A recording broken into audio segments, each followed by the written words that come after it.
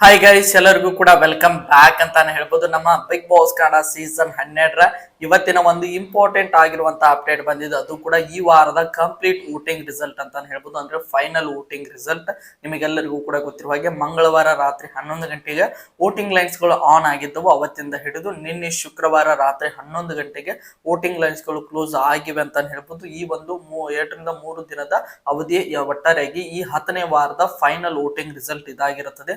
ಈ ಒಂದು final voting result ನೋಡಿದ್ರೆ ನಿಮಗೆ ಗೊತ್ತಾಗ್ತಾ ಹೋಗ್ತದೆ ಈ ವಾರ ಯಾರು ಬಿಗ್ ಬಾಸ್ ಮನೆಯಿಂದ ಹೊರಗಡೆ ಹೋಗ್ಬೋದು, ಯಾರು ಟಾಪ್ ಅಲ್ಲಿ ಇದ್ದಾರೆ, ಯಾರು ಬಾಟಮ್ ಅಲ್ಲಿ ಇದ್ದಾರೆ, ಇದೆಲ್ಲದರ ಕಂಪ್ಲೀಟ್ ಇನ್ಫಾರ್ಮೇಶನ್ ಅನ್ನ ಈ ಒಂದು ವಿಡಿಯೋದಲ್ಲಿ ನೋಡ್ತಾ ಹೋಗೋಣ. ಅದಕ್ಕೋಸ್ಕರ ನಮ್ಮ ಚಾನಲ್ಗೆ ನೀವಿನ್ನು ಸಬ್ಸ್ಕ್ರೈಬ್ ಮಾಡ್ಕೊಂಡಿಲ್ಲ ಅಂದ್ರೆ ಎಲ್ಲರೂ ಕೂಡ ಚಾನಲ್ಗೆ ದಯವಿಟ್ಟು ಸಬ್ಸ್ಕ್ರೈಬ್ ಮಾಡ್ಕೊಂಡು ಸಪೋರ್ಟ್ ಮಾಡೋದನ್ನ ಯಾವುದೇ ಕಾರಣಕ್ಕೂ ಮರೀಲಿಕ್ಕೆ ಹೋಗ್ಬೇಡಿ. ಬನ್ನಿ ವಿಡಿಯೋನ ಶುರು ಮಾಡೋಣ.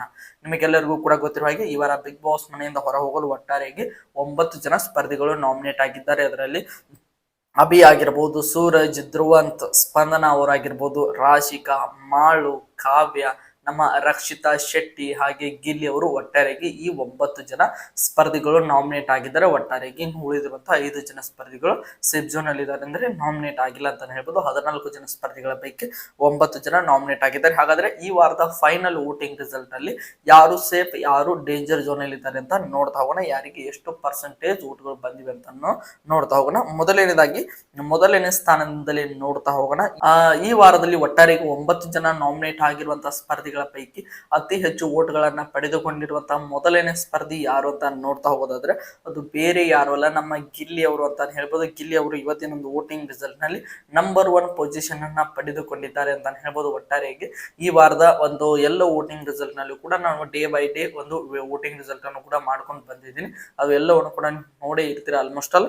ಅದರಲ್ಲೂ ಕೂಡ ನಮ್ಮ ಗಿಲ್ಲಿ ಅವರೇ ಟಾಪ್ ಅಲ್ಲಿ ಇದ್ರು. ಈಗ ಈ ವಾರದ ಫೈನಲ್ ವೋಟಿಂಗ್ ರಿಸಲ್ಟ್ ಅಲ್ಲಿ ಕೂಡ ನಮ್ಮ ಗಿಲ್ಲಿ ಅವರೇ ನಂಬರ್ 1 ಪೊಸಿಷನ್ ಅನ್ನ ಪಡೆದುಕೊಂಡಿದ್ದಾರೆ. ಹಾಗಾದ್ರೆ ನಮ್ಮ ಗಿಲ್ಲಿ ಅವರಿಗೆ ಎಷ್ಟು ಪರ್ಸೆಂಟೇಜ್ ವೋಟ್ಗಳು ಬಂದಿವೆ ಅಂತ ನೋಡ್ತಾ ಹೋಗೋದಾದ್ರೆ 56.6% ಅಂದ್ರೆ 56.6% ವೋಟ್ಗಳನ್ನ ಪಡೆದುಕೊಳ್ಳುವುದರ ಮೂಲಕ ನಮ್ಮ ಗಿಲ್ಲಿ ನಟ ಅವರು ಇವತ್ತಿನ ಒಂದು ವೋಟಿಂಗ್ ರಿಸಲ್ಟ್ ನಲ್ಲಿ ನಂಬರ್ 1 ಪೊಸಿಷನ್ ಅನ್ನ ಪಡೆದುಕೊಳ್ಳುವುದರ ಮೂಲಕ ಟಾಪ್ 1 ಅಲ್ಲಿ ಇದ್ದಾರೆ ಅಂತ ಹೇಳ್ಬೋದು. ಈಗ ಸದ್ಯ ಉಳಿದಿರುವಂತಹ ಸ್ಪರ್ಧಿಗಳಲ್ಲಿ ಯಾರು ಕೂಡ ಇವರ ಹತ್ತಿರಕ್ಕೆ ಇಲ್ಲ ಅಂತ ಹೇಳ್ಬೋದು. ಅಷ್ಟರ ಮಟ್ಟಿಗೆ ಇವರಿಗೆ ವೋಟ್ಗಳು ಬರ್ತವೆ. 2ನೇ ಸ್ಥಾನಕ್ಕೂ ಕಂಪೇರ್ ಮಾಡಿದ್ರು ಕೂಡ 3 ರಿಂದ 4 ಪಟ್ಟು ಜಾಸ್ತಿನೇ ಇದ್ದಾರೆ ಅಂತ ಹೇಳ್ಬೋದು. ಒಟ್ಟಾರೆಯಾಗಿ ಈಗ ಒಂದು ವೋಟಿಂಗ್ ರಿಸಲ್ಟ್ ನಲ್ಲಿ ನಮ್ಮ ಗಿಲ್ಲಿ ಅವರು ಡಾಮಿನೆನ್ಸ್ ಮುಂದುವರಿತಾ ಇದೆ ಅಂತ ಹೇಳ್ಬೋದು. ಒಟ್ಟಿನಲ್ಲಿ ಈ ಸೀಸನ್ ಅಲ್ಲಿ ಇವರಿಗೆ ಯಾರು ಕಾಂಪಿಟೇಷನ್ ಇಲ್ಲ ಅನ್ನುವ ರೀತಿಯಾಗಿ ಜನರ ಸಪೋರ್ಟ್ ಅವರಿಗೆ ಇದೆ ಅಂತ ಹೇಳ್ಬೋದು. ಆ ಒಂದು ಕಾರಣದಿಂದಾಗಿ ನಮ್ಮ ಗಿಲ್ಲಿ ಅವರು ಈಗ ನಂಬರ್ 1 ಪೊಸಿಷನ್ ಅನ್ನ ಪಡೆದುಕೊಂಡಿದ್ದಾರೆ. ಇನ್ನು 2ನೇ ಸ್ಥಾನದಲ್ಲಿರುವಂತಹ ಸ್ಪರ್ಧಿ ಯಾರು ಅಂತ ನೋಡ್ತಾ ಹೋದಾದ್ರೆ ಅದು ಬೇರೆ ಯಾರು ಅಲ್ಲ, ರಕ್ಷಿತಾ ಶೆಟ್ಟಿ ಅಂತಾನೆ ಹೇಳ್ಬೋದು. ರಕ್ಷಿತಾ ಶೆಟ್ಟಿ ಅವರು ಕೂಡ ಇವತ್ತಿನ ಒಂದು ವೋಟಿಂಗ್ ರಿಸಲ್ಟ್ ನಲ್ಲಿ ಅಂದ್ರೆ ಈ ವಾರದ ಫೈನಲ್ ವೋಟಿಂಗ್ ರಿಸಲ್ಟ್ ನಲ್ಲಿ 2ನೇ ಸ್ಥಾನವನ್ನ ಪಡೆದುಕೊಂಡಿದ್ದಾರೆ. ಇವರಿಗೆ ಎಷ್ಟು ಪರ್ಸೆಂಟೇಜ್ ವೋಟ್ಗಳು ಬಂದಿವೆ ಅಂತ ನೋಡ್ತಾ ಹೋದಾದ್ರೆ 14% ವೋಟ್ಗಳು ಬಂದಿವೆ ಅಂತಾನೆ ಹೇಳ್ಬೋದು. ಇವರು ಕೂಡ ಒಂದು ರೀತಿಯಾಗಿ ತಕ್ಕ ಮಟ್ಟಿಗೆ ತುಂಬಾನೇ ಫ್ಯಾನ್ ಫಾಲೋಯಿಂಗ್ ಇವರು ಕೂಡ ಬಿಲ್ಡ್ ಮಾಡಿಕೊಂಡಿದ್ದಾರೆ. ದಿನೇ ದಿನೇ ಅದನ್ನ ಕಳ್ಕೊಳ್ತಾ ಇದ್ದಾರೆ ಅಂತ ಅನಿಸ್ತಾ ಇದೆ. ನೋಡೋಣ, ಇವತ್ತು ನಮ್ಮ ವೀಕೆಂಡ್ ಪಂಚಾಯತ್ ಕೂಡ ಇದೆ. ನಮ್ಮ ಕಿಚ್ಚ ಸುದೀಪ್ ಅವರು ಏನು ಕ್ಲಾಸ್ ತೆಗೆದುಕೊಂಡ ಮತ್ತೆ ಟ್ರ್ಯಾಕಿಗೆ ಬರುವಂತಹ ಸಾಧ್ಯತೆ ಇದೆ. ವೇಟ್ ಮಾಡಿ ನೋಡೋಣ. ಆದ್ರೂ ಕೂಡ ನಮ್ಮ ರಕ್ಷಿತಾ ಶೆಟ್ಟಿ ಅವರು 14% ವೋಟ್ಗಳನ್ನ ಪಡೆದುಕೊಳ್ಳುವುದರ ಮೂಲಕ 2ನೇ ಸ್ಥಾನವನ್ನ ಪಡೆದುಕೊಂಡಿದ್ದಾರೆ ಅಂತ ಹೇಳ್ಬೋದು. ಇನ್ನು 3ನೇ ಸ್ಥಾನದಲ್ಲಿರುವಂತಹ ಸ್ಪರ್ಧಿ ನಮ್ಮ ಕಾವ್ಯ ಅಂತಾನೆ ಹೇಳ್ಬೋದು. ಕಾವ್ಯರು ಕೂಡ ಒಂದು ರೀತಿಯಾಗಿ ಸಖತ್ತಾಗಿ ಈ ವಾರ ಆಡ್ಕೊಂಡು ಬಂದಿದ್ದಾರೆ. ಆದ್ರೆ ಈ ಒಂದು ಗಿಲ್ಲಿ ಹಾಗೆ ಕಾವ್ಯ ಒಂದು ಟಾಸ್ಕ್ ಗಳಲ್ಲಿ ಅಷ್ಟೊಂದು ವರ್ಕ್ ಆಗಲಿಲ್ಲ. ಆ ಒಂದು ಕಾರಣದಿಂದಾಗಿ ನಮ್ಮ ಕಾವ್ಯ ಅವರಿಗೆ ಸ್ವಲ್ಪ ಮಟ್ಟಿಗೆ ವೋಟ್ಗಳು ಕಡಿಮೆ ಬಂದಿವೆ ಅಂತಾನೆ ಹೇಳ್ಬೋದು. ಆದ್ರೂ ಕೂಡ ಟಾಪ್ 3 ಅಲ್ಲಿ ಇದ್ದಾರೆ. ಇವರಿಗೆ ಎಷ್ಟು ಪರ್ಸೆಂಟೇಜ್ ವೋಟ್ಗಳು ಬಂದಿವೆ ಅಂತ ನೋಡ್ತಾ ಹೋಗೋದಾದ್ರೆ 11.3% ವೋಟ್ಗಳನ್ನ ಪಡೆದುಕೊಳ್ಳುವುದರ ಮೂಲಕ ನಮ್ಮ ಕಾವ್ಯ ಅವರು ಇವತ್ತಿನ ಒಂದು ವೋಟಿಂಗ್ ರಿಸಲ್ಟ್ ನಲ್ಲಿ 3ನೇ ಸ್ಥಾನವನ್ನ ಪಡೆದುಕೊಂಡಿದ್ದಾರೆ. ನಮ್ಮ ಗಿಲ್ಲಿ ಅವರು ನಂಬರ್ 1 ಪೊಸಿಷನ್, ರಕ್ಷಿತಾ ಶೆಟ್ಟಿ ಅವರು 2ನೇ ಸ್ಥಾನ, ಕಾವ್ಯ ಅವರು 3ನೇ ಸ್ಥಾನ. ಒಟ್ಟಾರೆಯಾಗಿ ಈ ಮೂವರಿಗೆ ಕೂಡ ಈ ಒಂದು 10ನೇ ವಾರದ ಫೈನಲ್ ವೋಟಿಂಗ್ ರಿಸಲ್ಟ್ ನಲ್ಲಿ ಟಾಪ್ 3 ಅಲ್ಲಿರುವಂತಹ ಸ್ಪರ್ಧಿಗಳು ಅಂತಾನೆ ಹೇಳ್ಬೋದು. ಇನ್ನು 4ನೇ ಸ್ಥಾನದಲ್ಲಿರುವಂತಹ ಸ್ಪರ್ಧೆ ನಮ್ಮ ಮಾಳು ನಿಪ್ನಾಳ್ ಅಂತಾನೆ ಹೇಳ್ಬೋದು. ಮಾಳು ನಿಪ್ನಾಳ್ ಅವರು ಈ ವಾರದಲ್ಲಿ ಅತಿ ಹೆಚ್ಚು 4ನೇದಾಗಿ ಅತಿ ಹೆಚ್ಚು ವೋಟ್ಗಳನ್ನ ಪಡೆದುಕೊಳ್ಳುವುದರ ಮೂಲಕ 4ನೇ ಸ್ಥಾನದಲ್ಲಿ ಇದ್ದಾರೆ ಅಂತಾನೆ ಹೇಳ್ಬೋದು. ಇವರಿಗೆ 4.1% ವೋಟ್ಗಳನ್ನ ಪಡೆದುಕೊಳ್ಳುವುದರ ಮೂಲಕ ಟಾಪ್ 4 ಅಲ್ಲಿ ಇದ್ದಾರೆ.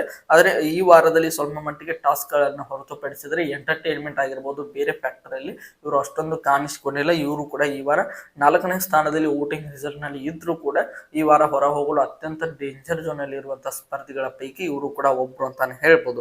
ಇನ್ನು 5ನೇ ಸ್ಥಾನದಲ್ಲಿರುವಂತಹ ಸ್ಪರ್ಧೆ ರಾಶಿಕಾ ಶೆಟ್ಟಿ ಅಂತಾನೆ ಹೇಳ್ಬೋದು. ರಾಶಿಕಾ ಶೆಟ್ಟಿ ಅವರು ಕೂಡ ಈ ವಾರದಲ್ಲಿ ಸಖತ್ತಾಗಿ ಆಟವನ್ನು ಆಡ್ಕೊಂಡು ಬಂದಿದ್ರು ಅಂತಾನೆ ಹೇಳ್ಬೋದು.